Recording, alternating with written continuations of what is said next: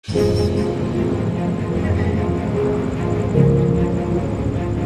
tulog na siguro dito talaga. Stray cat po sila guys. Pero mabait na sila.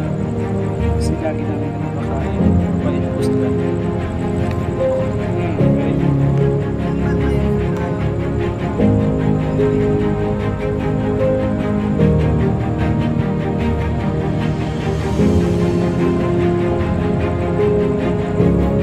Ganyan sila. Pagkatapos ng mga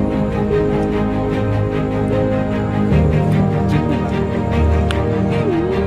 Guys, ang ganda lang. At ito na po ang ating